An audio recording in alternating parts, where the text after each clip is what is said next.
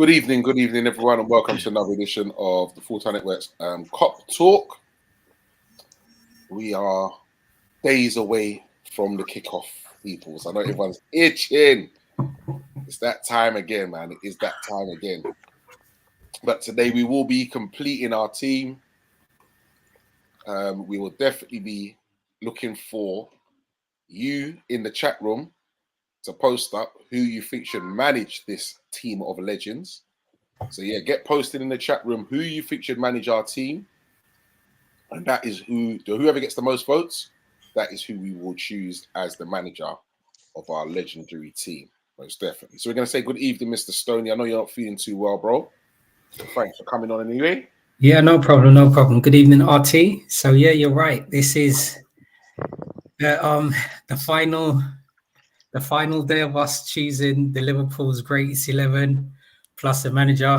It's going to be hard. It's going to be testing. I'm glad you're holding a fort because you're going to be the person that makes the final decision. But yeah, good evening there, sir, down behind us, and everybody else that's tuning into this evening's show. Big shouts, Mr. Blake there. Mr. Ross, how you doing, sir? I'm well, man. Glad to be back. Hope everyone's blessed. And yeah, let's get this team nailed down, man. Okay. Gonna say good evening, little bro. How you doing, Age? Nice to have you on board. Make sure, Age, that you post up in the chat who you think should be the manager of this legendary team. Okay. So we will be tucking into that shortly. But first off, we will talk about a little bit of transfer news. Yeah. So Adrian, post in the chat who should be that manager. Should it be a Shankly, Benitez, Klopp, Paisley? You tell me, man. You tell me who you think it should be. Kenny Dalglish? I don't know. You tell me. But I'm going to leave that down to our viewers this week. Okay, so Liverpool might have had 3 bids rejected now for Romeo Lavia, but the writing is very much appears on the wall when it comes to Belgium's Southampton future. They reckon that he's definitely going to leave. So as an unused sub for the Saints Championship opener away at Sheffield Wednesday on Friday night, he didn't even make the travelling squad for their shock League Cup first round loss at the hands of Gillingham on Tuesday. So his head has reportedly been turned by the Reds' interest. Southampton's decision not to field the midfielder is showing basically that they know that it's only a matter of time that he leaves, and ensuring that he's not cup tied by sparing him any League Cup duties, and also that he doesn't get injured.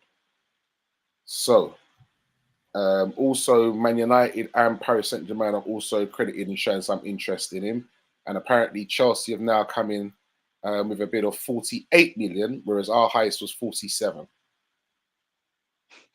What do you think is going to happen? What's going to happen here, gents? What's going to happen?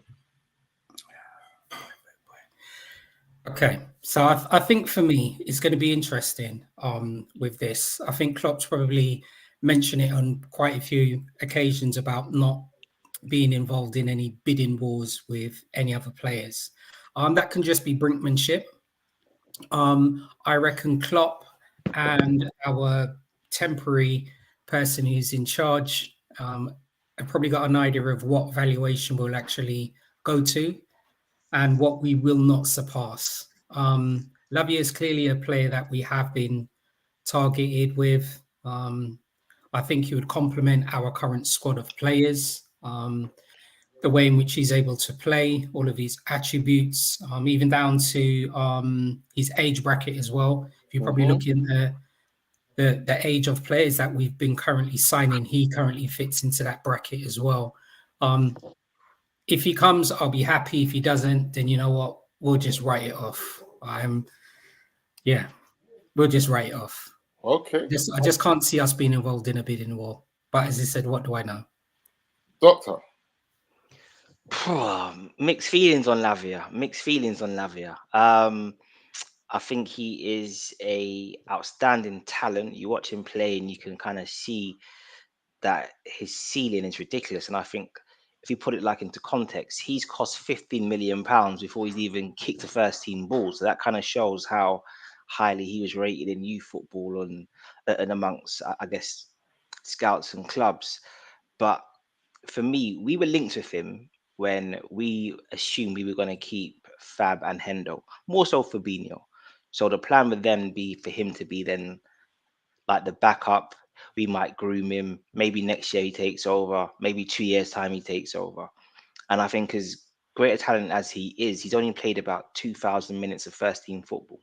Most of the games last season towards the end, his time was being managed. So it's a case of, do I really think we're gonna buy in a 19-year-old kid with 2,000 plus minutes of football to then become our main first choice starting CDM?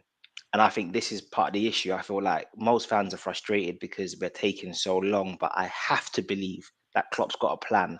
And I think that potentially in his mind, maybe we go for somebody a bit more experienced to be the starting person. Hence why we've been a bit, shall we say, slow with actually paying the actual transfer fee, because maybe Klopp's got other signings that he wants to try and make. So I guess, yeah, it's a tricky one. Like, a great talent, but I just think it's unfair of him for us to expect him to be our starting CDM next season for a team that wants a challenge for major honours.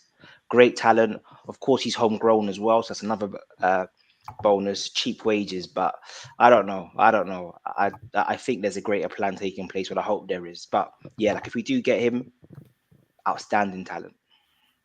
But okay, so I hear what you're saying now. With him coming in and possibly, could be like he should have been learning from Fabinho and to go forward and that.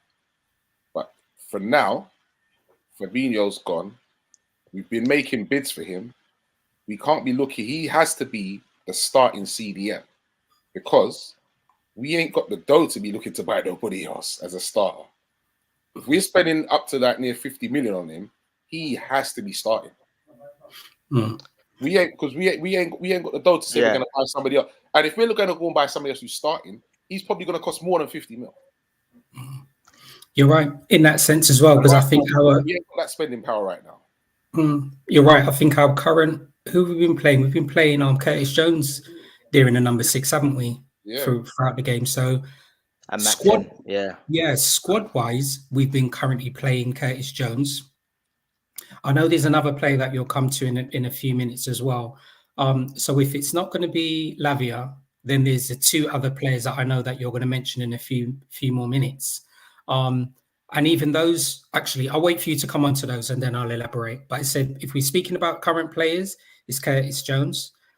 Then we're currently looking at Lavia, and then I'll wait for you to mention the other 2. No, you can mention what, Bajcetic? Yeah, not even a case of Bajcetic, because my concern with that would be if it's not Curtis Jones that's currently playing, Stefan. He's currently got Stefan's currently got a lot of injury concerns as well, right? So prior to his contract extension that he signed for us, he was playing lots of games, and then obviously he broke down. So he would be in the same situation as Lavia. We're then currently looking at a young player who has to be ready-made and fit in that mold, because I agree with you. Whoever comes in, they have to replace what Fabinho was currently doing for us. So we're not looking at somebody coming in being part of the squad player. You come in, ready-made, hit the target, running. That would be a concern. So we're looking at Stefan, we're looking at Lavia, and then we're also looking at Andre as well. The young Brazilian. With him, I still believe that he's going to feature as part of our squad, but he's still playing for the Copa Libertadores. So they played on, what's today? It's the 10th today. Played on the 8th, second leg. Is that Brazilian team, Fluminense, going to let him go when they're actually through to the next stage in that tournament? Yeah.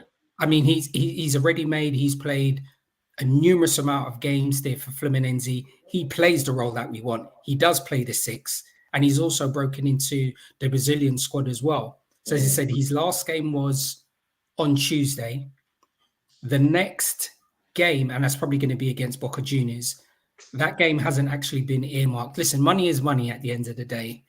I would prefer him to actually come and feature, because as he said, this money that's going to be involved in Caicedo and Lavia, I think it's going to be tenfold. I really believe we're going to be looking at 80 million plus, especially if Chelsea are now in the fold. Bearing in mind, Chelsea do not have and number 6 either.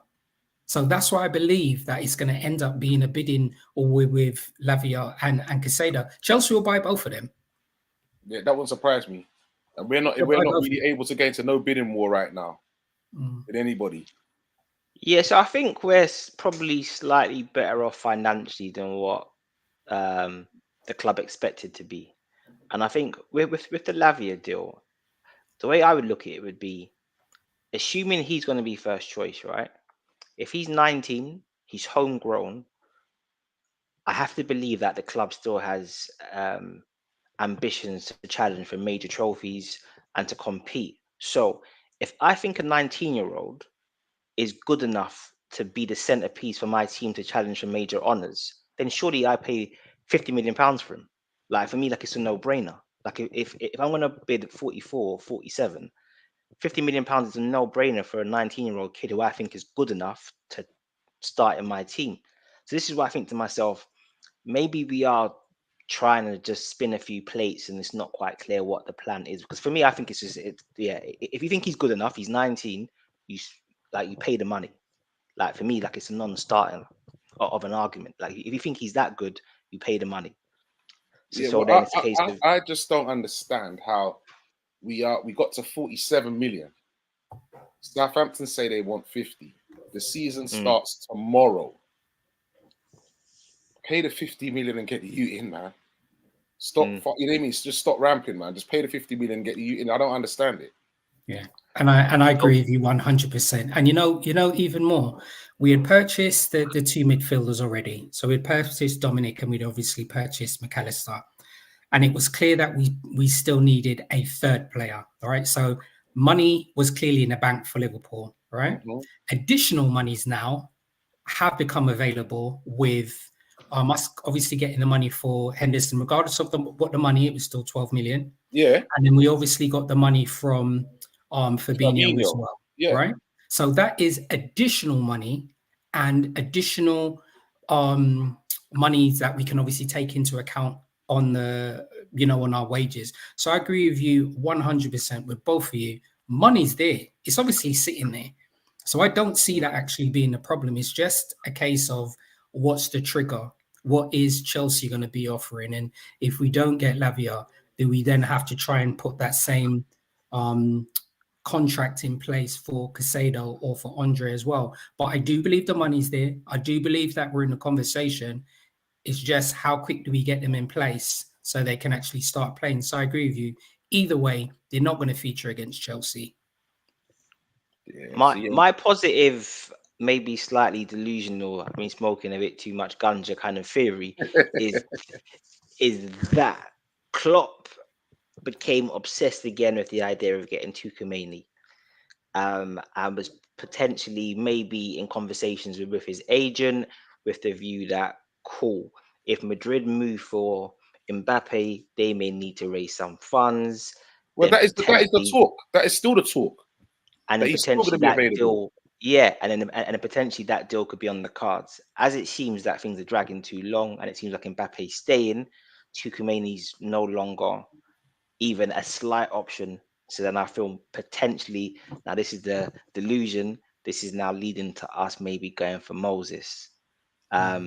Because I just don't understand the mindset of, if Lav is our first choice and we're going to start, he's 19, why we don't pay 50 million pounds for him? It doesn't make any sense to me. Like, I just think, like, if you think he's that good, you pay the money. So I have to believe there is a second plan taking place, and who knows what that second plan is. But I'm all for Moses and them 10 commandments. So yeah. Okay, gentlemen, big shouts goes out to Mr. Fitzwarren Brighton. Good shout goes out to Paul Soka. He says Caicedo, hopefully. And Anthony Herbert as well says, big up, guys. Gone for a Liverpool 2-1 win over Chelsea, which is our opening game on Sunday. So you guys, don't forget, in the chat room, please post who you think should manage this legendary team, because we will be getting into that very, very shortly, because time is running and we got a lot to talk about. So yeah, just post who you think should manage that team, okay? Next bit of move as we move on to Lavia is Al Ahly have offered 12 million for Thiago. Do Take we it. take that 12? Yeah, this is what I'm I'll, saying. This is what I'm I'll take saying. it.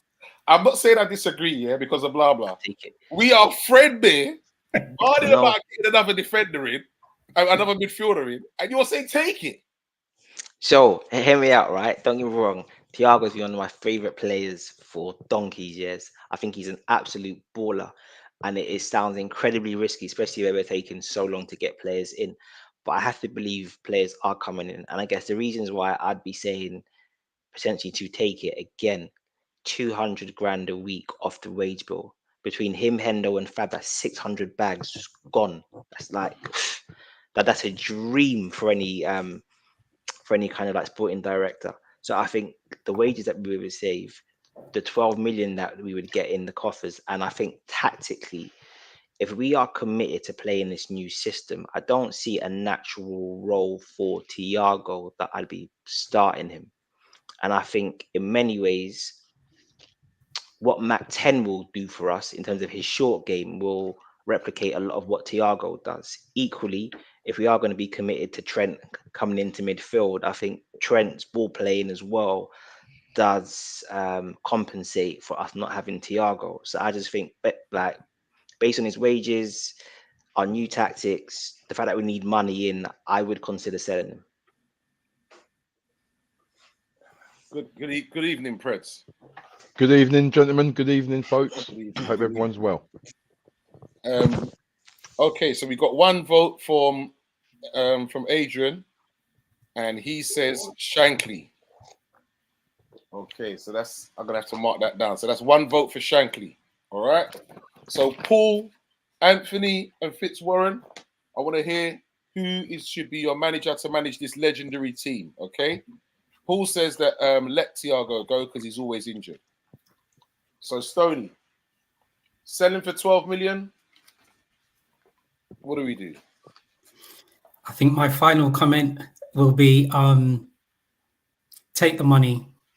It's a strange one as well. So we're gonna have experienced Milner departing. We're gonna have Milner experience departing. Henderson parted.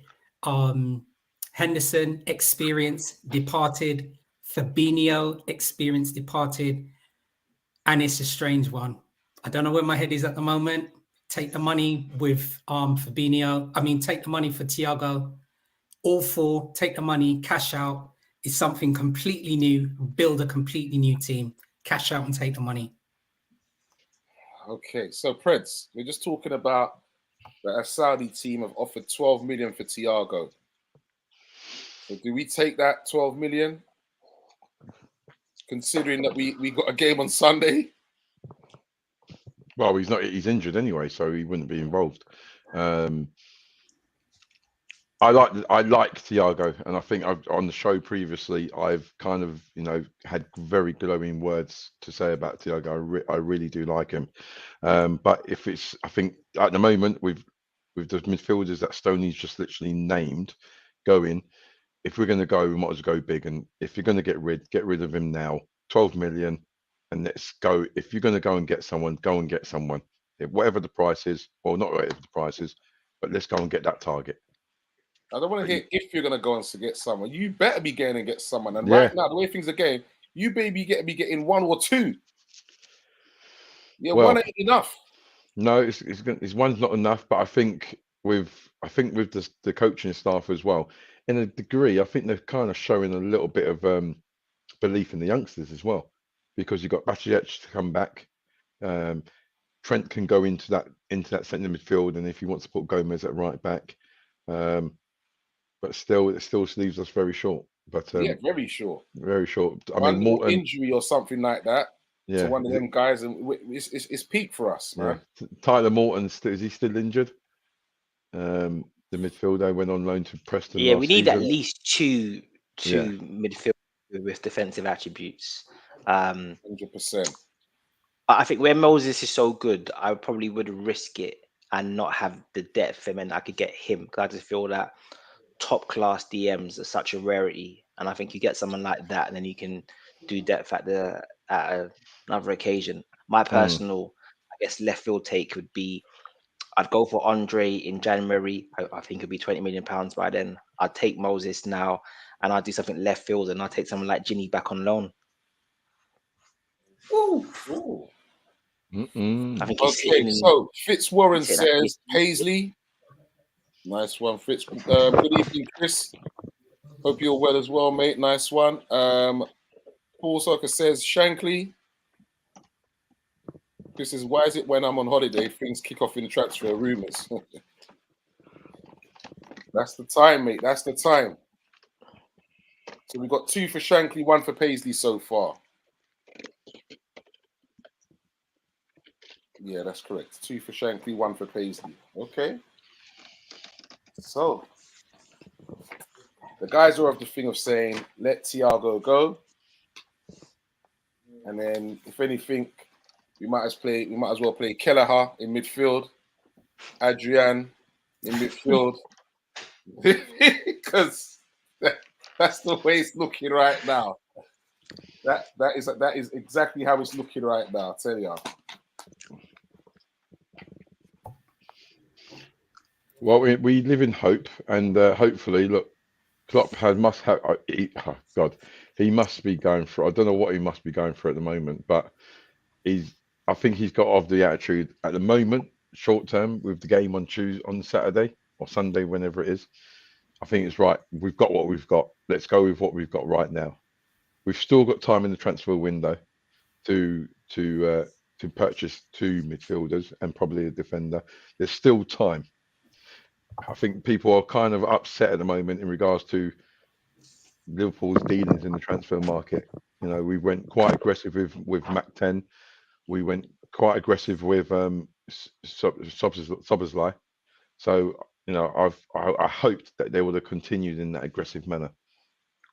Yeah, so did I. But it was nice to have them in early so they could integrate with the squad and what have you, and have pre-season all that with the squad. That's nice. You understand? Mm-hmm. Now, and then the thing is now, you might come in when we're not doing well, struggling, to be seen as the saviour. Yeah. Pressure. A bit dodgy, man. But all right, so there's also reports that Liverpool presented a £51 million offer for Real Madrid midfielder Valverde. So it's claimed that as part of them still looking at Mbappe, that not only Tuchemani might be up for sale, is that Valverde might be up for sale. And Liverpool are planning to make an offer of £51 million for Valverde. Mm-hmm. Special player. Oh yeah.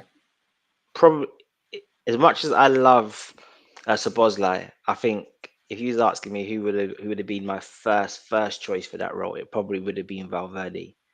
I just think, yeah, his running ability, game intelligence, goal scoring, pace, everything. I think the balance that we would have got from him on that right hand side, amazing. Obviously, Szoboszlai is more of a creator than what Valverde is, but I just think if we're looking at a 6 and somebody with like to kind of sit in midfield, I don't see why we would then go for Valverde and try and convert him into that. He's too much of a box-to-box player. So I think it's a speculation at this point in time. But who knows? Klopp does left field things. So he might take somebody who's a bit more of an 8 and then try and make him into a 6. Who knows? But listen, man, I'm all in on Moses, man. I'm telling you, brother. Thou shalt not sin and all them things, and thou shalt not kill, and like the 10 Commandments is coming true, bruv. The Red Sea's gonna part. I'm telling, man. He's all in for Moses, yeah. All right. Are you in for Moses? You know what it is? He can't help the transfer fee. He can't help it. But although saying that, like we're getting 100 million. It's a lot. It's a lot. That's a lot of money, and everyone was talking about, oh well, I think not even comparing the Jew situation in regards to the money situation. All right, that's a lot of money for a 21-year-old who has played what 2 seasons in the 1 season, 1.5 seasons, 2 seasons. Played 2 seasons in 2 seasons at the moment. Done very well on the Brighton side, by the way. But he wasn't really their number one towards the end of the season. He weren't there like the number one choices for the midfielder, I believe. Because I think he played right back. Yeah, so the they started Brighton towards. rotating because Yeah, I guess they didn't expect to play so many games like with the cup runs and that kind of stuff. yeah, Um, fair enough. but listen, I think the kid is bloody unbelievable. Like I think the way I think his attributes in terms of his off the ball dominance, where he dominates space, and I think why I like someone like Caicedo, like over Rice is, I think people like Rice, they're used to playing in defensive teams. So like although like he's a good player, but Caicedo at Brighton, he has to take the ball from the goalkeeper when they're being pressed in their uh, 6 yard box. So he has to be comfortable in possession because they're so front foot. He has to be able to anticipate and cover lots of space. Where he's so mobile, you can play him right back. Remember, they played him right back and he shut down Marcus Rashford. You can't play Declan Rice right back. No Rashford would chance. actually skin him. Of course. So I just think the way he's so like 1v1, you can't get past the guy, and he's good on the ball. He's got that good little one-touch play. He can take the ball, spin it, pass it. But his defense, I think he's a defensive absolute. The guy's a tank. The guy, Okay. yeah. For me, I think that is the transformational signing. We get him, and I'm getting FSG tattooed on my beard, which I know. Okay, so Chris Welsh has gone for Paisley. He said Paisley should manage this legendary side. So remember, people, put your comments in the chat room because you will decide who manages this team. Chris says, let's get Arthur Meadows, brother. This guy's got too much jokes. Fitz says, get that young Brazilian. He's talking about Andre for 20 million. Then we won't have to pay 70 million in 2 years' time. Also, if we sign Caicedo, then centre back is our next option. Has to be if it's Lavia we sign, then we need another midfielder and centre back with Lavia because of his young age. Well said. Agent says I'm starting to seriously worry about our squad depth and our squad balance. We are top heavy and don't have the bench to challenge on all fronts. Rice is overrated. Caicedo, 10 times the player Lavia is, by the way. We will sign Lavia. Chelsea will sign Caicedo. Our interest in Caicedo will make Chelsea buckle and lose their head and overpay for him, outbidding us. Okay. Good evening, Vinny. It's the VW. Evening, sir. Sorry I was late, man. I had problems logging on. No problem, man. No problem. Glad to be on board. Glad to be on board. No problem, mate. No problem. Okay. So, gentlemen, we spent enough time on that transfer talk now. We need to move on and pick the last part of this puzzle, of this legendary team. It's that time, gentlemen. We've got to get this final striker in. So far, we've got 2 votes in the chat room for Shankly and 2 votes for Paisley to manage this team. I've not heard no votes for Kenny Dalglish, no votes for Klopp, not a shout for Benitez. Okay, gentlemen. So, first one off today, gentlemen. Who am I? Birthplace, Chester. Other clubs he's played for: Real Madrid, Newcastle, Man United, Stoke. That Judas. Michael Owen. That Judas. Oh, what's his name, Ross? That Judas, man. Cha. You ain't forgiven him, have you? Nah, Yeah, well, do you know what? He has to get a mention. There's no ifs or buts about that, mate. So, international debut in 1998. He played 89 international games and scored 40 goals. His Liverpool debut was 1997. His last appearance was 2004. He got, honours-wise, he got 97-98 Premier League Player of the Year, 2001 PFA Young Player of the Year, 2001 European Footballer of the Year, and FA Cup, 2001 League Cup, twice. He got the UEFA Cup, European Super Cup. He got league games, goals and assists, 216, 118 and 30. Total, he got 297 games, 158 goals and 41 assists. So we'll start with Ross first. And we'll work our way around. Ross, Preds, Vinny. So, Owen. Talk about Judas then, come on. Listen, he was unbelievable. Like, I actually think he's one of the players who's one of the more underrated players of the Premier League era. I thought, like, like when he first burst on the scene, like what he was doing was just it was just next level. And actually, it's one of these stories of sports science, but because apparently we messed up. So when he did his first hamstring injury, apparently we messed up that surgery. It's something like maybe we should have like he should have had a full operation, but they tried to reattach it or something like that, and then basically from that first operation, it then just like was never the same again. So actually, the club in many ways, the club's I guess lack of expertise almost kind of cost him, I guess, like that kind of blistering pace that he had. But he was just ridiculous, and I think I heard Rio Ferdinand talking on TV, and he basically said thing with Owen was he played the game in terms of his mind like a slow striker, then had his blistering pace. So it was almost like his football intelligence, timing of his runs, how he bent his runs, like the way he finished, that he was devastating. Like he could take players on. Okay, it was mainly pace based, but then he still had good close control. And now I think he's like I think Owen. I think peak where Owen. Where are you placing him? Top 10, top 5? If I go,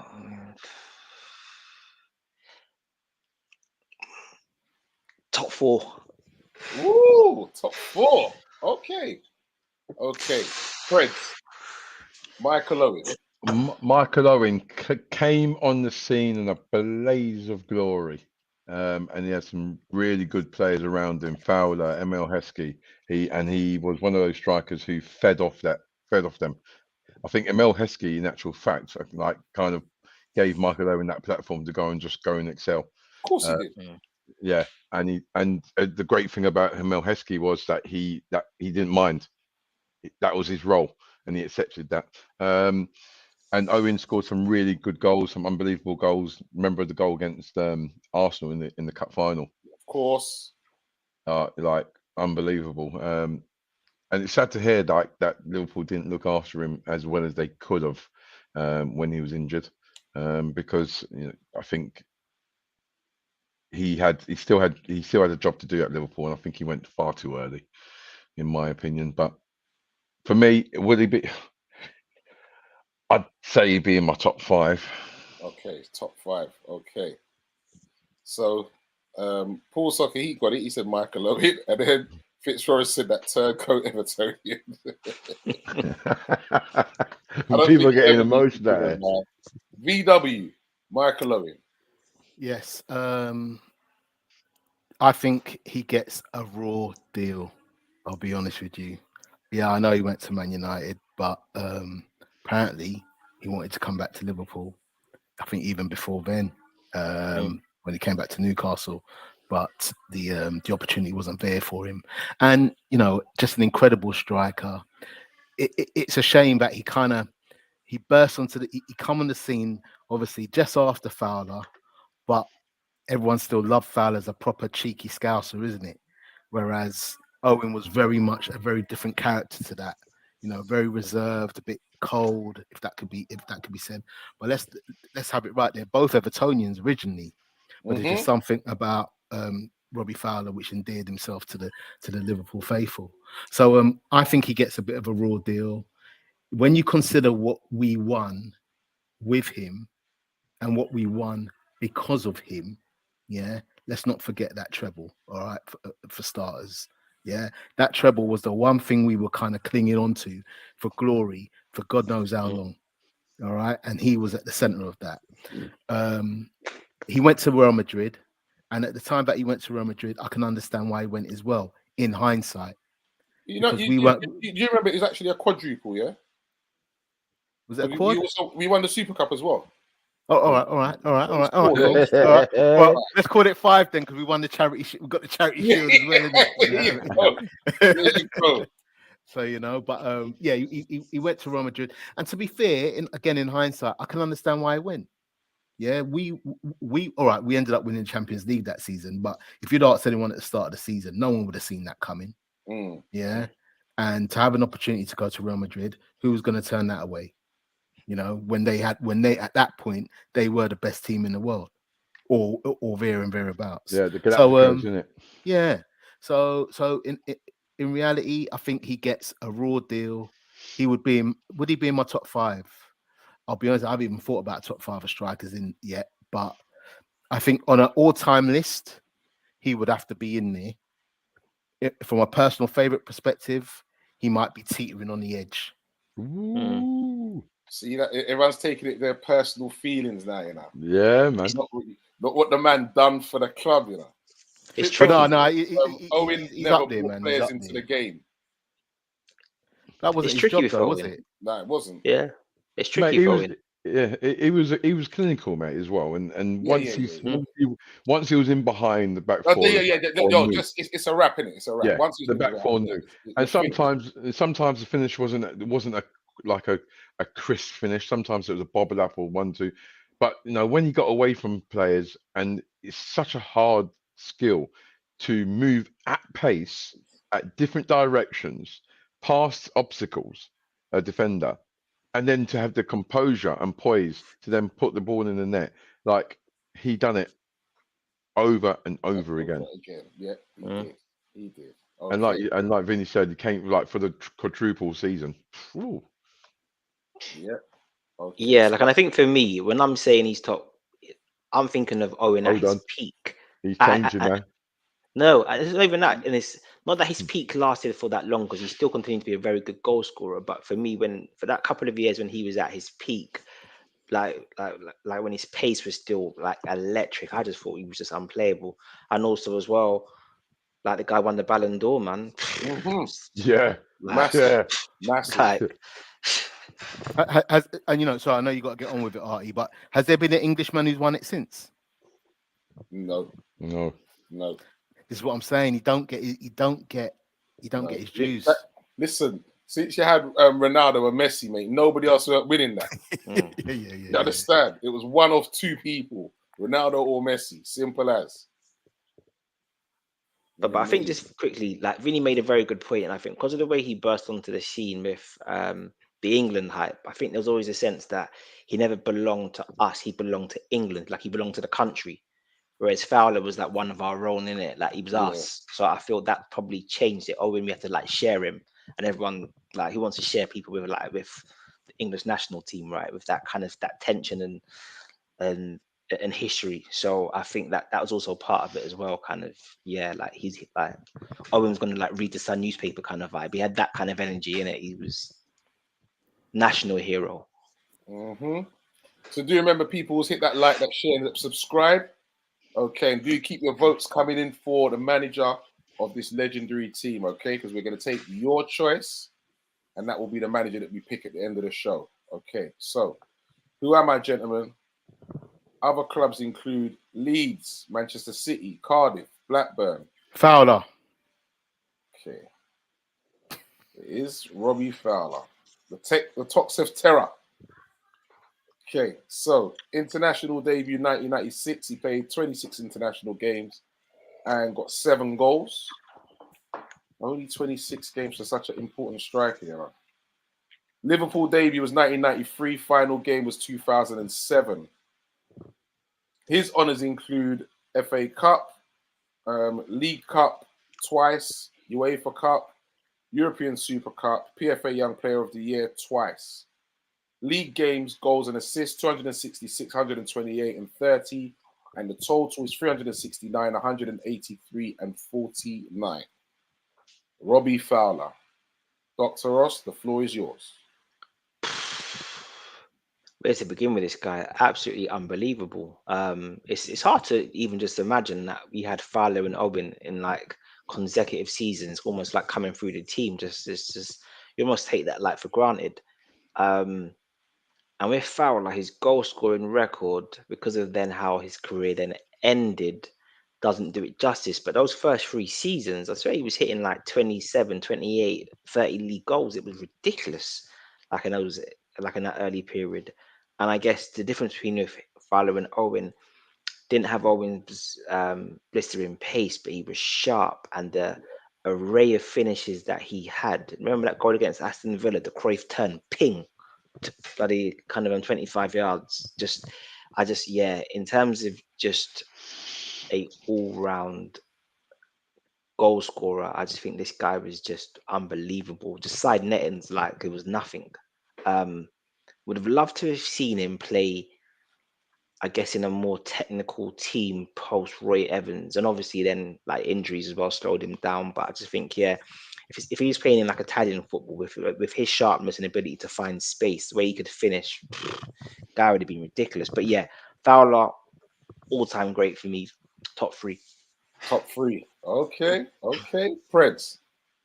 Well, as he's named God, in Anfield at Anfield. Yeah, I mean, this guy was just like one of the most clinical strikers who, again, didn't get. I think he didn't get his just desserts in playing internationally. I think he should have played a lot more. For Liverpool, he was just unbelievable. Like that left foot wand, and that's all you can say is a wand. And his intelligence, his movement, his runs off the ball, like he got himself in positions that people only dreamed of. Like, and I'm talking about 6-yard box, and he can do everything: head it, left foot, right foot, volleys. Like what Ronnie said of Cruyff, and he had everything in the bag. And like you said, it was quite just. How did he leave? What happened? Who was it? Was it Benitez who sold? Who was it? No, I can't remember. It was Houllier. He was getting injured, Yeah. and then I think he wasn't fitting in to the whole Houllier culture at Right. the club. Yeah. And I think he was still from that.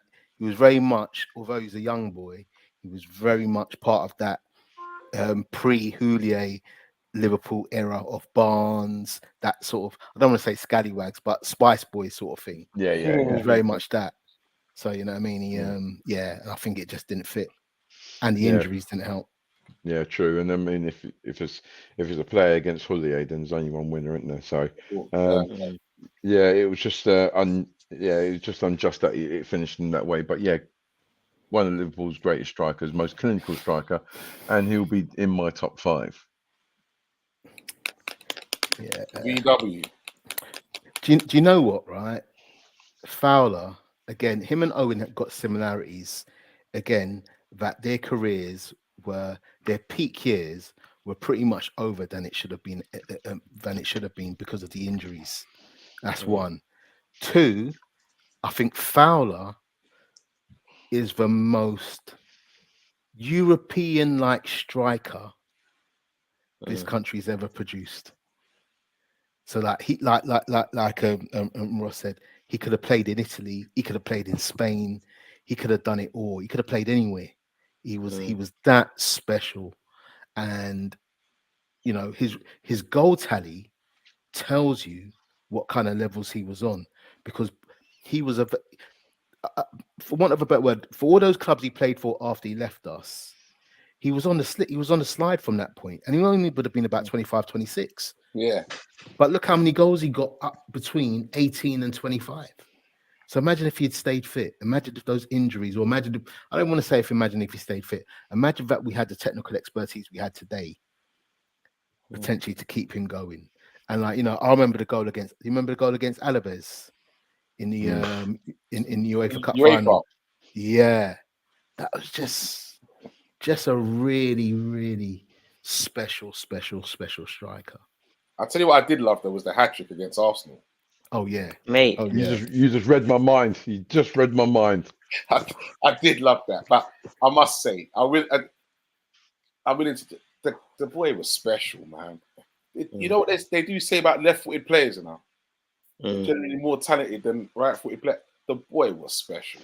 Right? Do Yeah. you remember the penalties he used to take? The cheeky little penalties. Even free kicks. You can take free kicks as well. The boy was special, man. The boy was special, most definitely. Yeah. Okay, we're gonna move on from Fowler. So we've got what? We've got top 4, 5 with Owen, and we've got top 3 with Fowler. Woo! Okay, and we ain't even got to some of these others ones yet. I know. So the last thing I'll say about Fowler. Right player, right club, just wrong at the wrong time. Yeah, that's all it is. Okay. So we move on.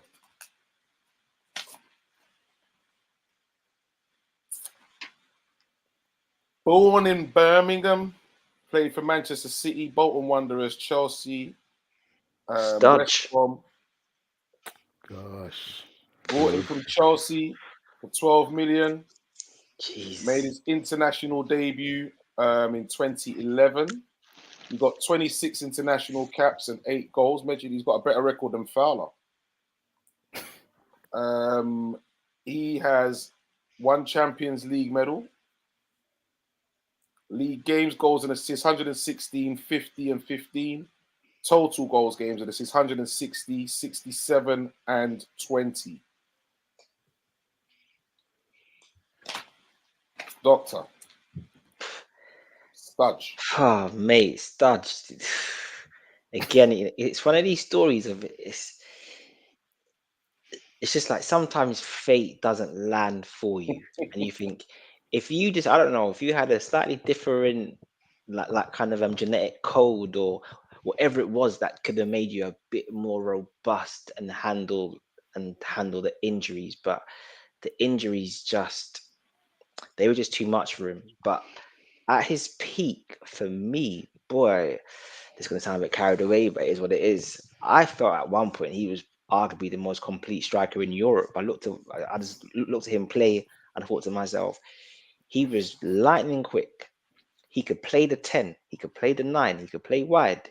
He had flair, creativity, like pinpoint shooting. He could shoot from long range. He could dribble you. He could run in behind. He was deadly in tight spaces. He could dance like a ballerina. I thought the guy, when he was at his peak, the array of talents he's shown was unbelievable. Don't forget the clutch moments. Look at that goal against Sevilla in the cup final. Outside of the boot, come on, like he'd have guys from the French national team tweeting about him, Griezmann and these kind of dudes, like Sturridge, like shutting their eyes kind of thing. I think this guy was just unbelievable. However, didn't do it for long enough. And although Fowler and Owen also had a small peak, their peak was just quite a lot longer than Sturridge's. So personal favourites, definitely a top 3. Actual talent, definitely top 3. But I think he probably would have to be top 10 just in terms of just because he just didn't do it for long enough. Production. Okay. Freds. What was that dance? Yeah. Yeah. I believe, and this is and you know what, Ross, that's not a big statement, mate. I think that's absolutely spot on, and I think he was part of one of the most dynamic, technically gifted, creative strike partnerships Liverpool have ever seen. The connection and the wavelength that he was on with Suarez was mind-blowing. I didn't recognize how good Sturridge was until he came to Liverpool. And you're absolutely right. If he could have been a lot more robust and dealt with, I think he would have been a top player for Liverpool. 100%. A top player, and not just for Liverpool, for Europe. He had everything. It's just, again, I put him in the top 10 because he just didn't do it long enough. But I still believe, like, I'm not going to talk about that particular season, but that partnership was nuts. Absolute it was. Nuts. It was. You think about it, right? Centre half turns up, right? In the game, you see the team sheet.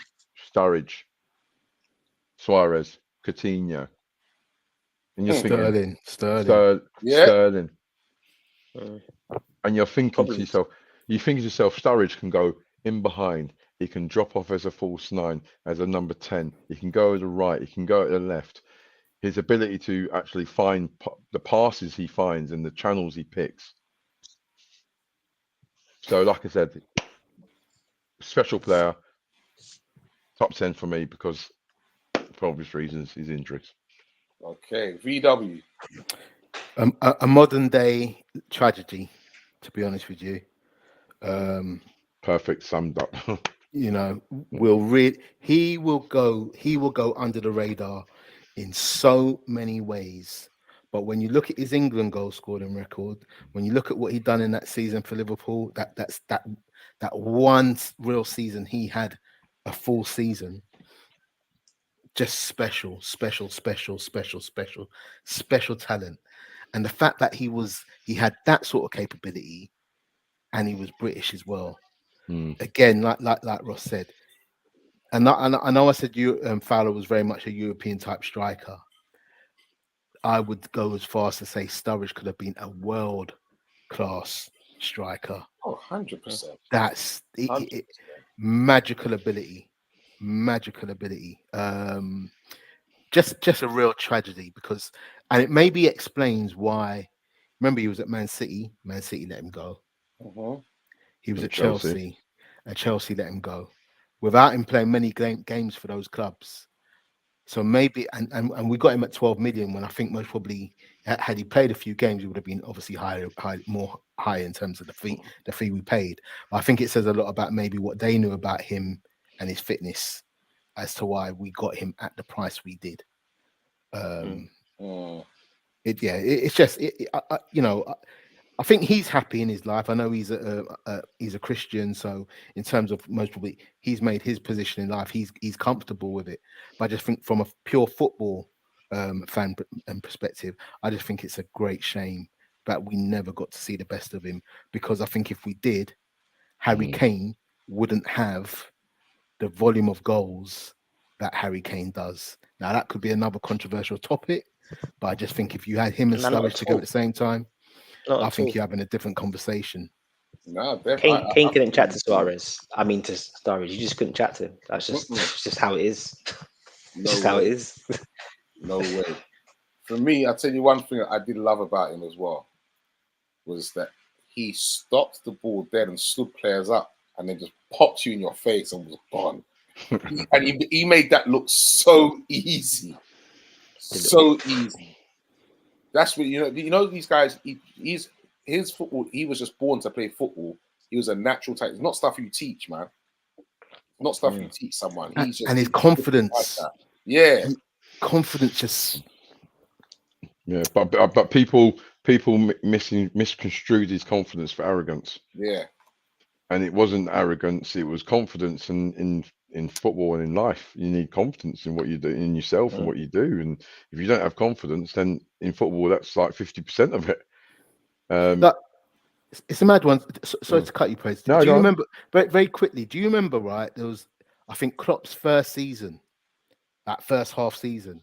Sturridge scored a hat trick against Southampton. I think in a cup game. It was a crazy hat trick, and then he went injured, and we never saw him. To me, that typifies him. Even in the season when we came second to City.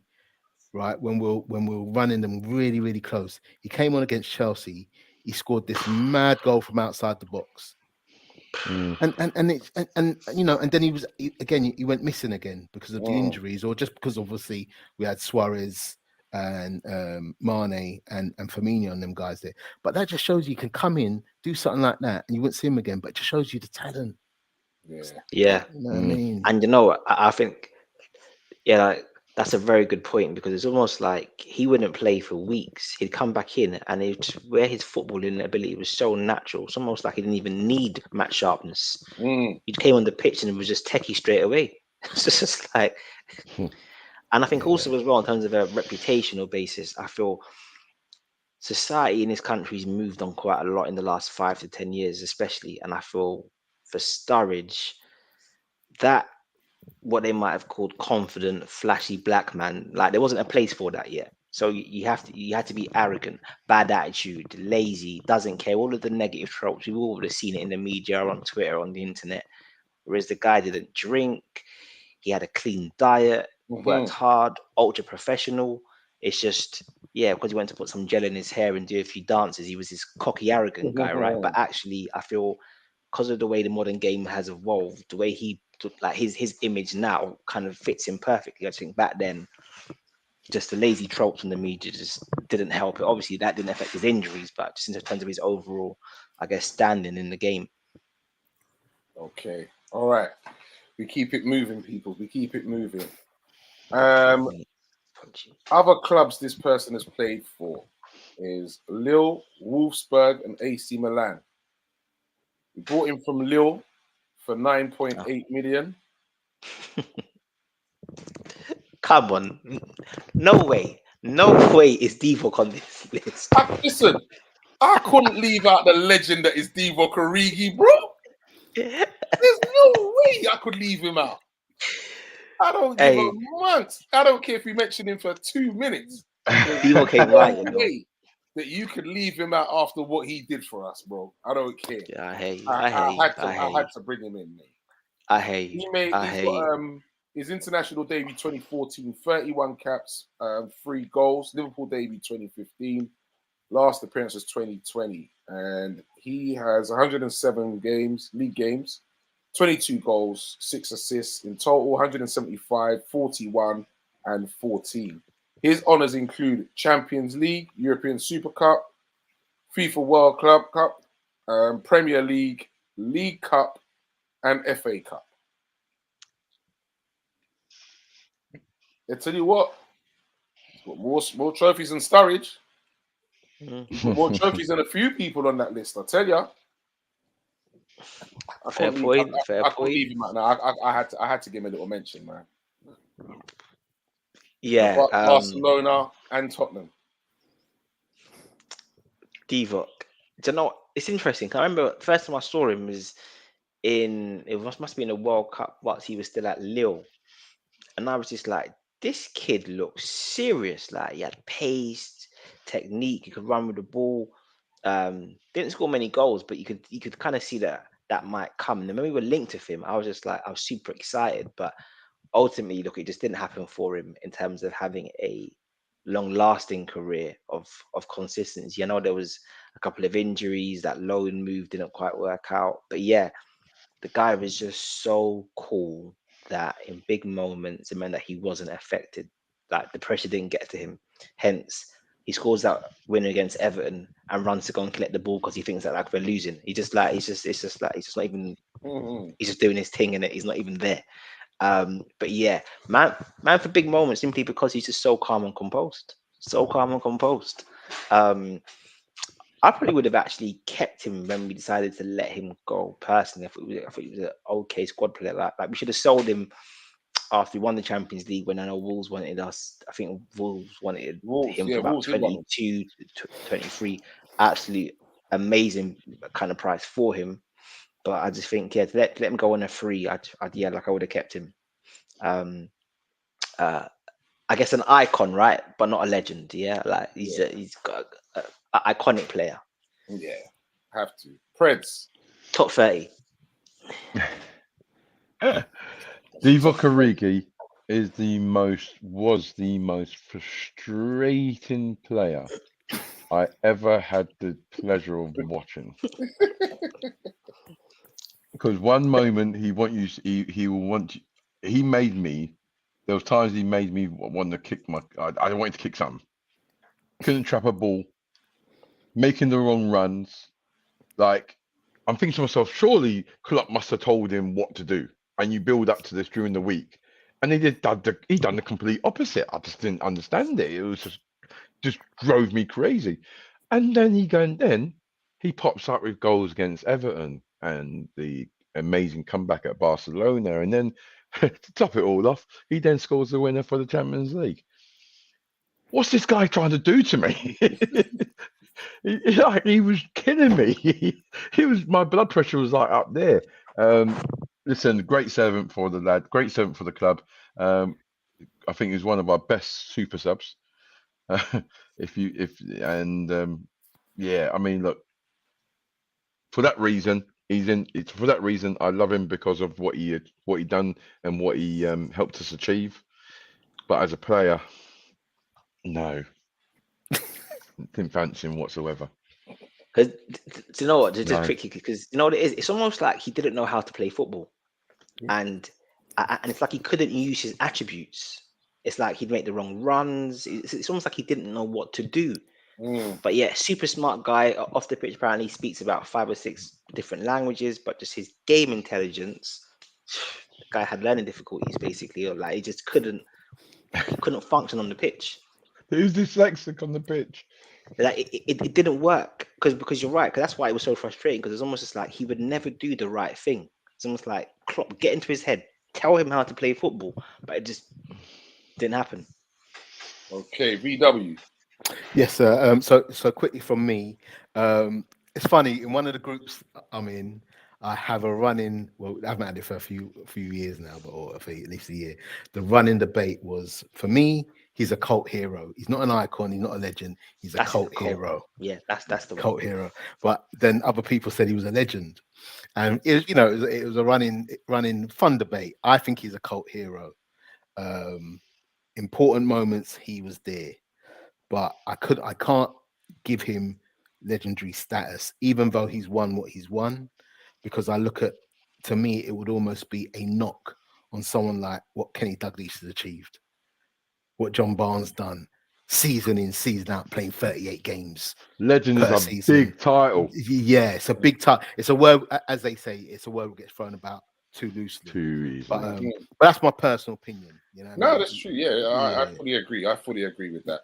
Definitely. I just put him in there. I just put him in there as a bit of bants, to be honest. And to be fair, Yeah. because of what he did do, you know what I mean. Yeah. I can't forget him for that. 1000%. Cult hero. And it's That's the one. And it's funny, very quickly, I remember Artie, you might remember when we was at Box Park. Yeah. When it was the Champions League final. He came on, right? And it's funny how you can forget things because he obviously got the goal. But before that, Tottenham were coming back in the game. Yeah. And when he was getting the ball, like you say, he was making the wrong runs. His passing was all over the place. He was becoming a bit of a liability. So he's stressed. He was getting stressed. You know what I mean? But then he turns around and scores. He scores that goal, and you know what I mean. The rest is history, As they say. The rest is history. All right, we are going to move swiftly on, gentlemen. Okay. So, other clubs include Atletico Madrid, Chelsea, AC Milan again, Atletico Madrid again, Sangan Tuso.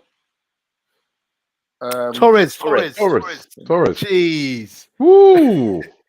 I'm surprised. Through me there, mate. Through me. Surprised you lot took so long. Signed him from Atletico Madrid for 20.2 million. International debut 2003. Played 110 games and got 38 goals for the national team. Liverpool debut 2007. Last appearance 2011. He got league games, goals and assists 102, 65 and 12. Total games, goals and assists 142, 81 and 16. Doctor. Yeah, like I remember when we were first linked with him, and I just thought, we're going to sign Torres because obviously we weren't where we are now. Back then, we were still kind of trying to reestablish ourselves, very much in Chelsea shadow, Man U shadow, Arsenal shadow in terms of our Premier League kind of legacy, so to speak. So when we were linked to Torres, I just thought this is interesting, and then when it happened, I was just like, wow, okay, like we've got Torres, and you just think about that debut goal against Chelsea, right? When he just like who did he kill? Was it John Terry? Stopped, accelerated, put it away. Dead. I think this guy, and another one, very complete, but in different ways. Didn't necessarily have Sturridge's silky touches, and was actually quite a raw striker in a sense. And you kind of think if he was, say, Western African, like he wouldn't be a silky Spaniard. He'd be like the raw powerhouse kind of thing. But I just think he still had flair without necessarily being the most refined of strikers. But his overall skill set, the pace, the dynamism, the power, the ability to take on players, the goals, the link up with Steven Gerrard, I thought he was unbelievable. And another one who probably for 2 to 3 years was arguably one of the best in the world. Easy, well, not it, yeah. I say one of them. You could argue that he was the best in the world. And for me, the perfect type of striker. I just think he's just your number 9. He ain't doing the Yeah. 10. He's not dropping deep. You know exactly how you build your team around him. And yeah, you get someone like him and you just build that team around him, and he is good to go. Really, really special striker. I've actually got him in my top 3, which is probably controversial. Ooh, okay. Interesting. Preds. Fernando Torres. Great. I think we got him for absolute snip, to be fair. 20 million. That is an absolute snip. Might have been 19 million. Oh, even better. Even better. And I think Benitez was absolutely desperate to get him. I think he like Benitez considered him as the kind of the next piece of the puzzle. We had Steven Gerrard, and the link that them two had was unbelievable. Gosh. Like, for a striker to know that when a particular person has the ball and you make a certain run, to know that that ball was going to be on point. And not just Stevie Gerrard, by the way, Avi Alonso. When Just make that run. When you got Steven Gerrard and Alonso and they're deep, Torres is on his bike. Torres, how many times? Remember the one against Man United when it was long ball and he just kept on running, took the whole back four on. Like, that was his role. He just took the pressure off Liverpool massively. A bit saddened on the way on how he left. I don't know whether he was forced out because that's the time when we brought in Andy Carroll and Suarez. So yeah. So if he didn't go, we wouldn't have got Torres. I believe, but yeah, Fernando Torres, good player, number 9. He was an out and out striker. He'll be in my top 10. Ooh, okay. VW. I would go as far as to say he was a great player. But again, right player, right club, just the wrong period where we were consistently inconsistent. Yeah, we would have good Champions League runs and would have the odd good Premiership run, but we just couldn't get it all together. We weren't good enough in all areas. But in that position, I think he had to play with Voronin at times, didn't he? So, that puts it in perspective. And I think, he could handle himself as well, because he had the blonde hair, the dyed blonde hair. People thought he was soft, but no. I remember him sizing up. I remember Terry trying to size up to him, and he stood his ground with him, mate. He was like, he's like, yeah, you're this, you know what I mean? And he was just a really a great player. When you look at the goals he scored in that period of time, I watched it the other day. About a few months back, the goals he scored for Liverpool, great goals. He scored some crackers, mate. I remember one against Middlesbrough when we needed to win, and it was like a 25-yarder. I remember one against Blackburn when I think we beat them like 6-7-0 or something at Anfield. It was when we was going for that. Do you remember when we were running away with the league? 2009 it was. Then we started to get all these draws after Benitez made that press conference. And then we had to start winning games again. And then we just went on this mad run where it's like, as soon as the game started, we were just tearing teams to shred. And I remember there was a goal he got in that against Blackburn in that same run, which was just incredible. But yeah, great player. But, left under a bit of a cloud. Tremendous player for me, mate. And some of the sweetest ones was against Man United. I remember being in the pub watching one of them games there, and silence them boys. It was lovely. It was absolutely brilliant. He always had Vidic's number. Always. That's what I'm saying. Tore them up, man. Tore them up. You know what I mean? Love that. But did you not notice something about when I read out about his profile? See if anybody picks up on it. Didn't win anything with us. Well done, Preds. That's what I mean, yeah. It's amazing. And then you look at like Divock Origi. This is it. Trophy laden, bro. You get me? It's interesting, isn't it? It is interesting.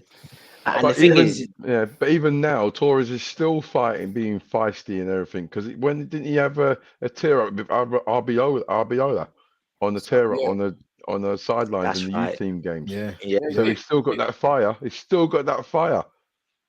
yeah. No, he was special, man. Because I guess although our league form was sometimes inconsistent, but I guess Champions League we were quite consistent. We would normally get to quarterfinals.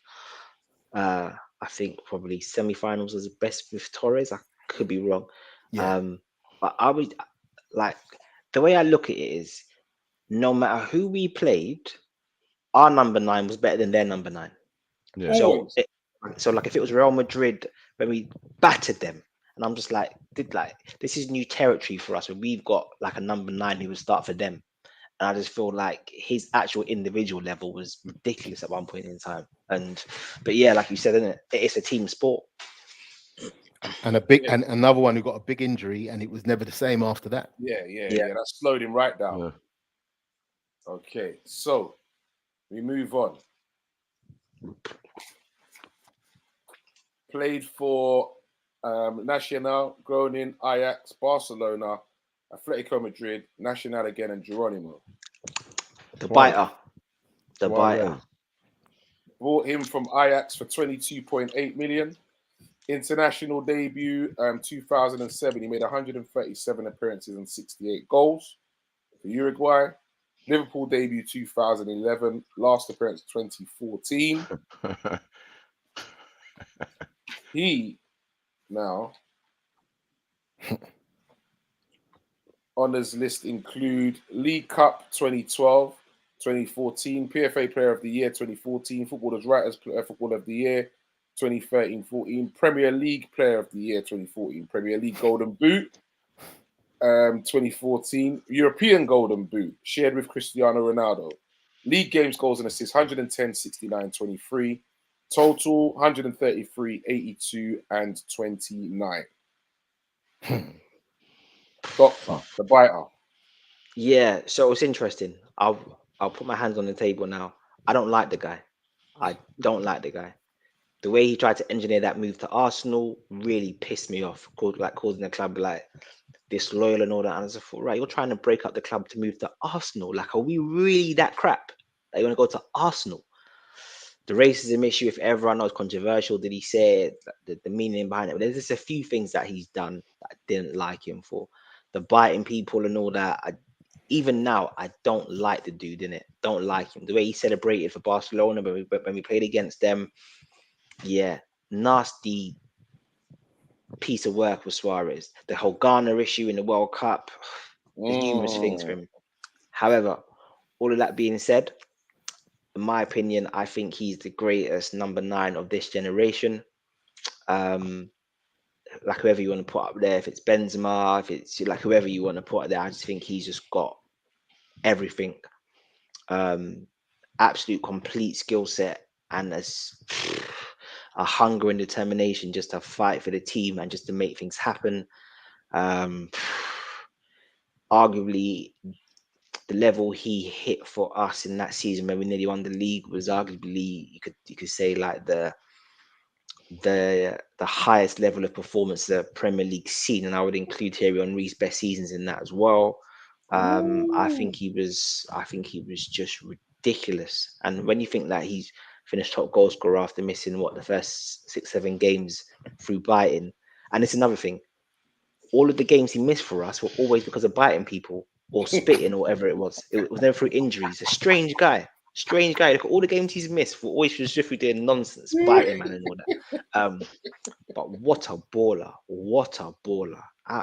Jeez, the levels, it's nuts. It's nuts.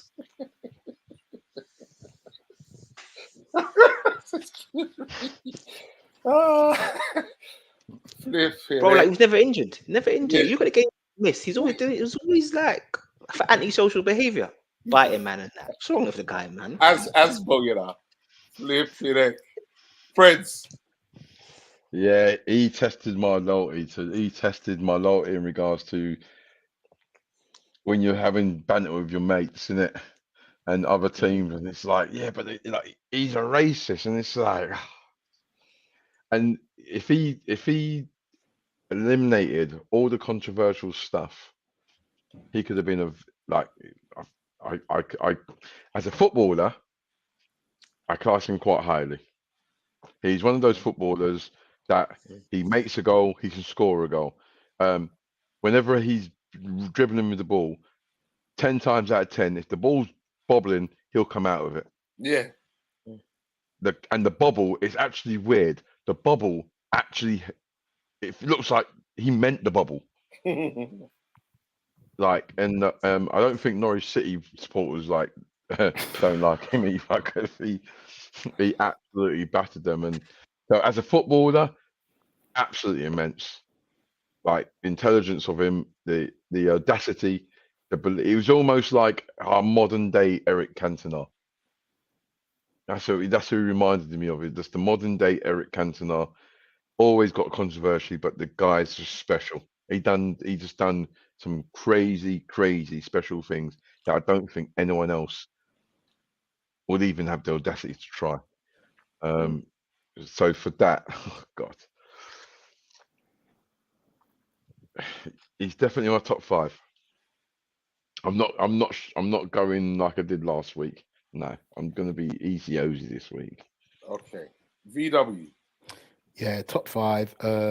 Marmite is what I think is the best word to describe him. But you know what? If he didn't have those, if he didn't have that devil in him, I don't think he would be the player that he is. I think there's something about how he had to grow up in in the environments that these guys had to go. Them Argentinians, Uruguayans, I think they're even a little bit different to the Brazilians in terms of how they grow up in the street. Do you know what I mean? I mean, their street life is very, very different to our street life in terms of the impoverished environments they come from. And just, I think their fight for survival, the political situations in those countries as well, just means they're bred differently. And I think you get that with Suarez in that bundle of talent. And I think even, when he went to Barca, I think he missed a few games at the start of the season with Barca, and then he turned around and I think he won everything in his first season there. Yeah. I think he won the league, he won the Champions League, and he linked up with Messi and Neymar. It was a madness. His talent is without question. And I think he would be in top 5. Yeah. I was watching a thing that they showed the other day.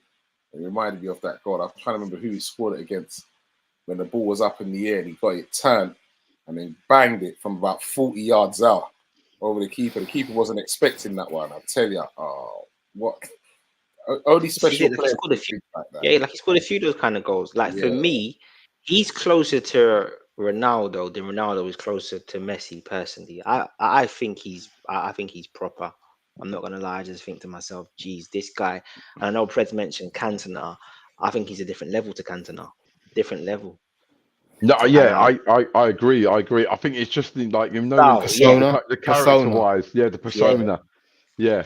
Like back in the 90s or whatever it was, the thousands, you had that Eric Cantona, and he came along, and exactly the same way Suarez. So he came along, brought controversy with him, because you got to remember when he even come to Liverpool, he was serving a suspension from the Dutch league.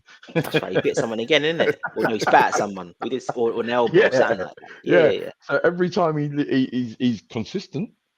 You can say that. But he's one of those, he's Marmite, and you'd rather play with him than against him. 100. Football's not a game to him. Football is like Serious. a life or death situation, isn't it?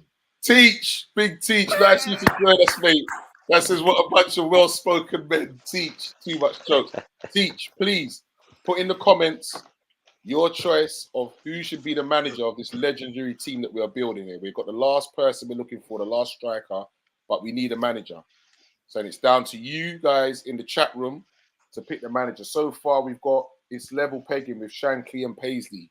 So Teach, you might be the one to be the decider here, unless you go for someone totally different. So yeah, big Teach. Roy Hodgson.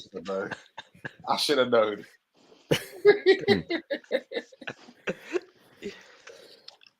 All right, Teach. Yeah, let's have someone like Kenny, Paisley, Shankly, Benitez. Who Klopp. you seriously think? Yeah, Klopp. Don't forget old Klopp. Okay. I'm gonna make this the last one. Yeah, I'm gonna make this the last one. I did have one more on this, but now I'm gonna make this one the last one. Other clubs: Frigorinese, Hoffenheim. Carroll. Sorry, Bobby. Bobby. Man. Sorry, Bobby, not Bob. yeah. bought from Hoffenheim for 29 million. International debut 2014, 55 Through me. games, 17 goals. Liverpool debut 2015 to 2023. Honours, you've done already: Champions League, European Super Cup, FIFA Club World Cup, Premier League, League Cup, and FA Cup. League games, goals, and assists: 256, 82, and 50. 362, 111, and 72. Oh, Billy's joined us. Nice one, Billy. Billy will be with us, peoples, next week, Thursday, because we'll be talking about the Chelsea game.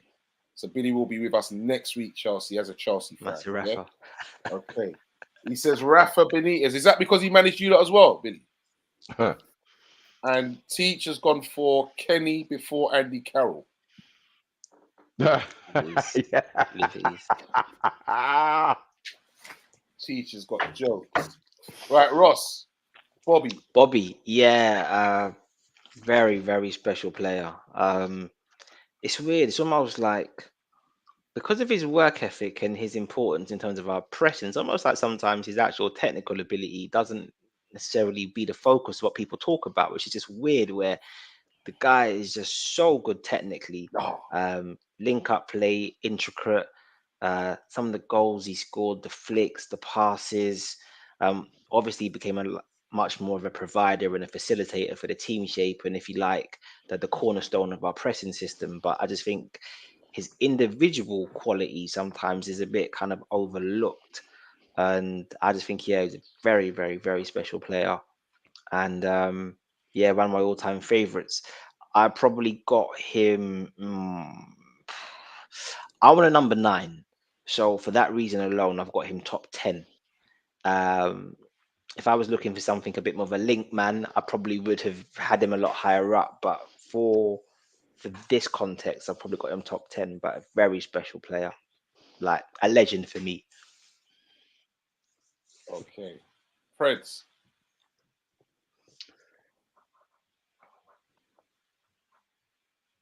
Glue. He was the glue. Well done. Like, this guy kind of was the integral part of the fearsome three. And it took a while for people to understand the role he played in it. And what he'd done and how he facilitated Mane and Salah. The only critical thing I would say, if I was going to be critique, that he wasn't prolific enough himself as a goal scorer. I think he could have and should have scored a lot more goals than what he did. But that still didn't take away from the fact of what he also brought to the team. And he brought that kind of, that razzmatazz, that kind of what he'd done, the things he was doing, man. It was just, when someone say about some sugar, put some sugar on me, man. He just gave me some sugar every time. And he was a special player. And I think the way that Liverpool players and the supporters kind of bid him for farewell kind of justified how well thought of and how respected he was as a Liverpool football player and a human being as well. So on that, I'm going to be emotional, mate. Bobby's in my heart, and Bobby's got to be in the top 5. Okay. Before we get to VW, he says, yeah, of course, mate. Can't back someone who hasn't been at Chelsea. All right, Billy, no problem. Right. VW, Bobby. Yeah. A very special talent, most probably a very underrated talent because of the Mane Salah dynamic in terms of them getting the headlines and him sitting there just bubbling under. Imagine a Brazilian bubbling under the, you know what I mean? That just shows you how times have changed. But like just a really, really special talent. All the goals he used to score when he's not even looking. He's looking away and putting the ball in the back of the net. You know, the audacity. The one thing I will say, which and Preds touched on it in terms of him not being prolific enough. I feel that in a lot of those big games, like finals, he went missing. Whether that's because of the way we played, whether it's because of other players, and I feel that he wasn't present enough or didn't make his influence show enough in a lot of those big final games. And but you know, I don't want to take away from his brilliance, but that's the one, I think, if one little mark against him. I think he scored in the World Club Championship final, but I think other than that, there's not many of those big games where he scored. But yeah, an incredible talent. Is he going to be in my top 5? I don't even know. We've talked about so many strikers now. I've most probably there's most probably 7 who would go in my top 5. You know what I mean? So, but yeah, just I feel that great. he did too much for Salah and Mane, not enough for himself. Right. And that was the problem. Yeah. That was the problem for him. But as a team player, brilliant. Brilliant to have someone like that. But for himself, his own accolades, for his own, like, you know what I mean, his own tallies and whatever, that suffered for him, basically. Agree. But what talent, man. Some of the layoffs and things that he did was just how he just fit that ball through there for Mane running on. It's just like, yeah, man, this guy.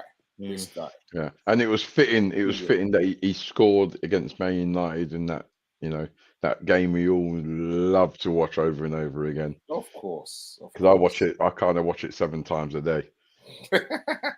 you don't work then, no? Yeah, even at work, mate. But yeah, he's special, man. He's a special guy, and I wish him all the best, actually. And yeah, I'm getting emotional now. Stop it. Let's move on. Okay, Billy, I like this now. Billy says, the 2 strikers for me are Owen and Suarez. Owen without the injuries was scary, and also Suarez has had the best single season I've ever seen from a striker at Liverpool when he got banned for 7 games.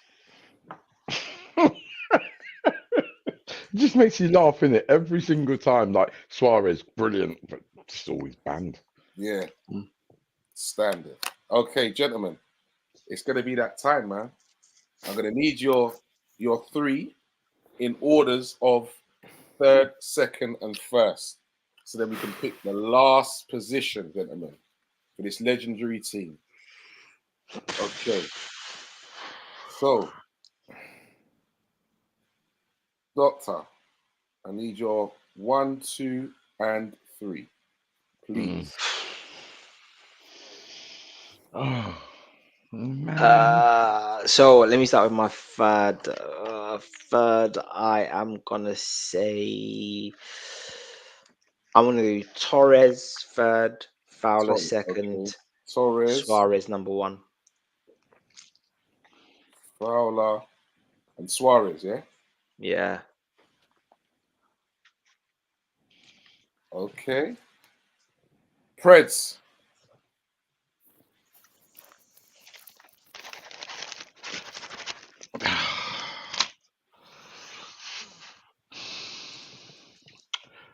Third,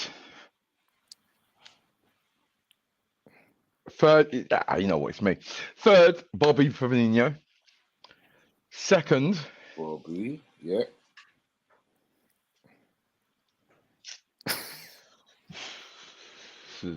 2nd,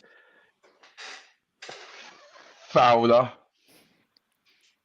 And number 1, and considering, who did we have up front last week? I think we had Kenny. King Kenny, mate. I'm doing this from a tactical point of view, and I'm saying sticking Owen up top. All right, King Kenny, flicking, job done. Yeah, get Owen in behind all day long. And yeah, I'm going to go for Owen. I'm going to be controversial. Yeah, you are, mate. Suarez not even making your top 3. Tried using my top Okay. 5. VW. Okay, so my number 3 is Torres. Torres. My number 2 is Fowler. Mm-hmm. And that's because of the selection made last week, mate. Right? People upset me picking Kenny, right? But you know, it is what it is. And my number 1 is Suarez, because we need some edge. We need some edge in that front, in that front too. So Okay. yeah. So you picked the exact same as Doctor. Yes. Exact same. Okay. So this 4-4-2 formation now consists of Ray Clements in goal, right back Phil Neal, Andy Robertson left back, Alan Hansen and Mark Lawrence in our centre halves. Left right wing we got Mo Salah, left wing John Barnes, centre midfield Stephen Gerrard, Graham Souness, and up top we've got Kenny Dalglish partnered by Suarez. So it's a serious team now. Billy says he forgot about Torres. What he says, since he came to Chelsea, I've erased that guy from my memory. His top 3 says it would be Fowler, Owen, and Suarez. Can I just say, right? I know if you're going to give Divock Origi a mention, there is a comment from Mr. Adrian Lewis in regards to Stan the Man. I mean, I think he was due. He's got a mention. Stan the Man. Well, even Heskey weren't mentioned. No Heskey, no Yeah, Stan. no Heskey. Heskey was on my list. He was the one that I said I'm leaving out. He was actually on my list. Yeah. He was on my list.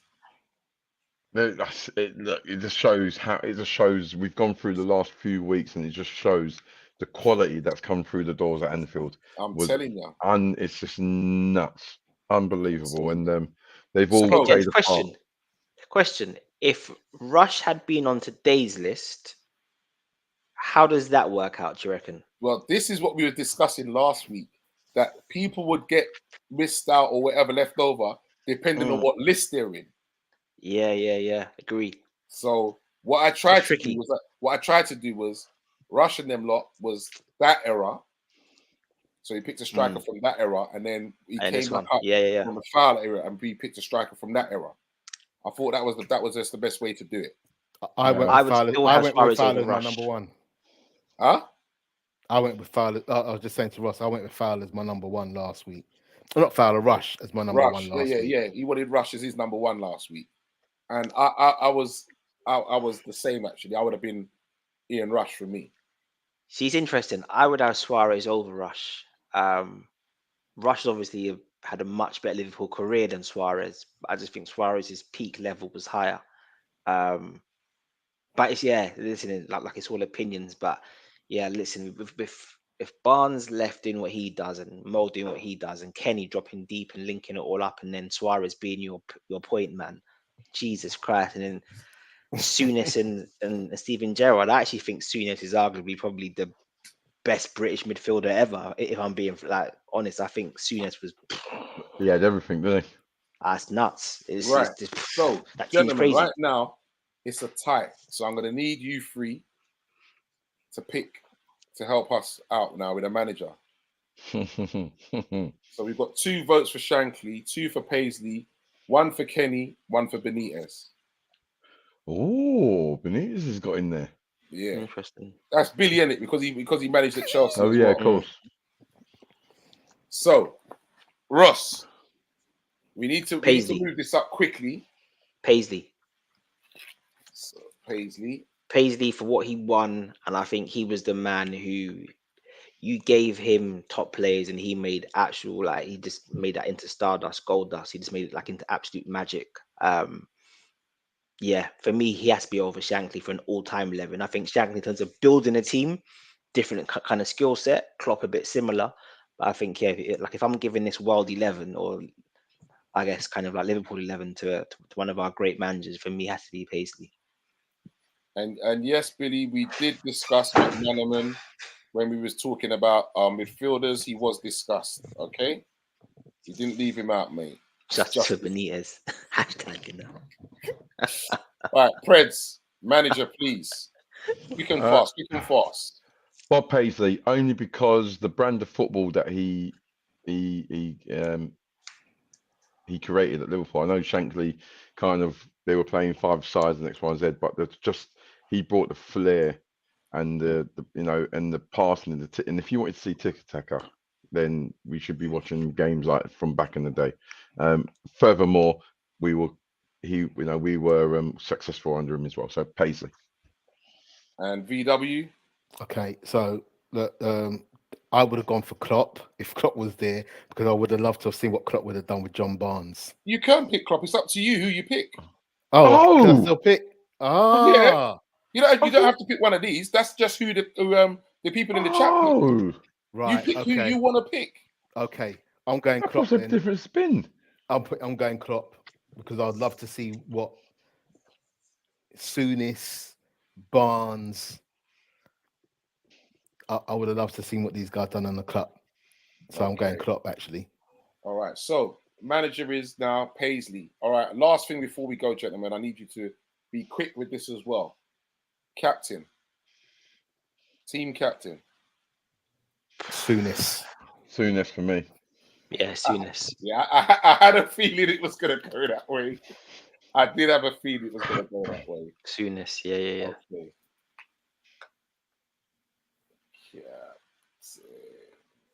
Souness. We've got time for subs. I was thinking about that. That might have to be for a whole nother show, bro. Yeah, but nowadays you got 9 subs as well. That's what I'm saying. That's a whole nother show.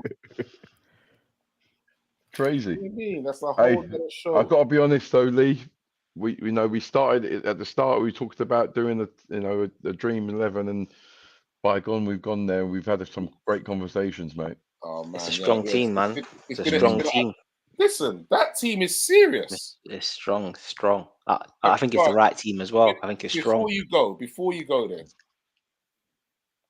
where does this team rank against like the team that I'd say that Klopp had that won the Champions League?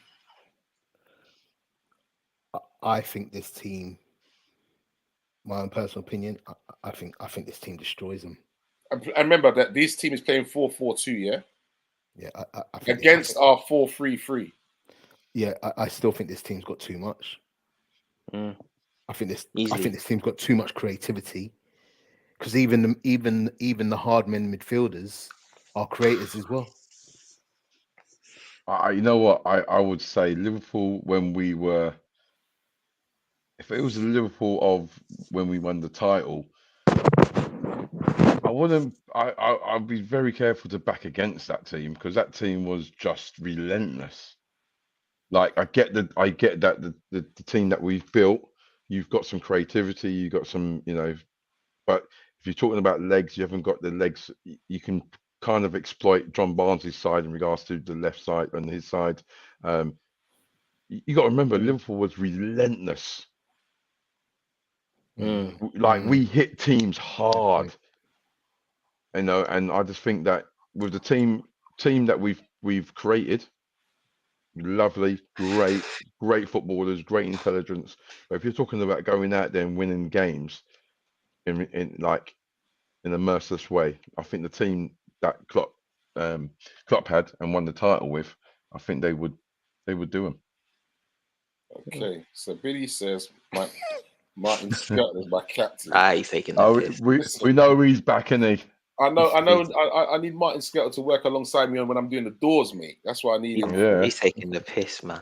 It's hard to look at the greatest ever against the current team, but the leadership of Souness and Gerrard in the middle would pick apart Henderson and Fabinho. Okay.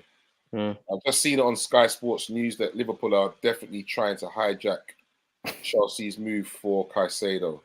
Oh, wow. Thou shalt not sin, people. I'm telling you. Thou shalt not covet next man's treasures and. I know Ross would like that, Serious. That's what Liverpool Nah. tried to hijack Chelsea's Caicedo move, so we'll see what happens, innit? We'll see what happens. Oh, really? Watch this space. Listen, if Moses comes, I've got a bottle of everyone's favorite drink in the post for them, seriously, because boy, yeah. All right, so That's the gentlemen, one. quickly before we go, game on Sunday against Chelsea. What's the outcome, gentlemen? What's the outcome? How do we see this game going? Liverpool win. Liverpool win. I can't see us keeping a clean sheet, but I think it might be a case of early days. It might be the Kevin Keegan of Newcastle era, where we can probably gonna have to outscore teams to win the game. Because worryingly and concerningly, that defensively we're not really been great. Not back end of last season, pre-season. But all I'm hoping for is that Chelsea, because they've got new players that's been thrown in, new philosophy, new manager, hopefully it takes a little time for them to settle in and bed in as a team, and hopefully we can exploit that. Okay. Ross? So I actually think we're playing really well individually, and as a team, our attacking has been brilliant.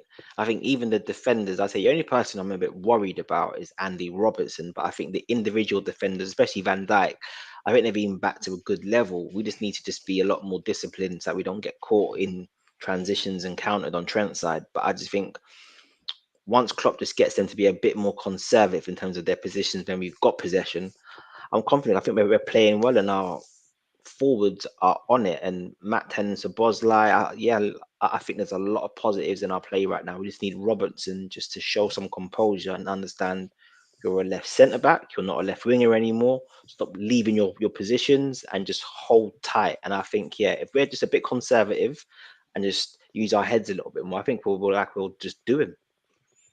Really says he reckons 3-1 to Chelsea. Okay, VW. Yeah, Teach in one of the groups we're in. Teach asked that question, like in the first 5 games, what do we see in terms of points total? And I'll be honest with you, and in terms of this game, I see this game as a draw. I'll be honest with you. I think this game will be a draw, and I'll take that. I don't think we'll get beaten in our first 5 games. I think we'll win 3 and maybe draw 2, and I think this will be one of them. Not a bad start. Not a bad start. Billy says we still have Kepa, so long shots from Szoboszlai incoming. I already have a bet on it. I've got a bet that Szoboszlai to score from outside the box. And you know what? If it is a draw, we just need to be patient, because I don't think we just need to overreact. Because all right, we didn't have a great season last season. Chelsea had an awful season, obviously by their standards, but it was a fluke of a season in that aspect. So I don't expect them to be as bad as they were last season. And in his first game of the season under Poch, even if it's a 1 game uplift for that game, I see a draw.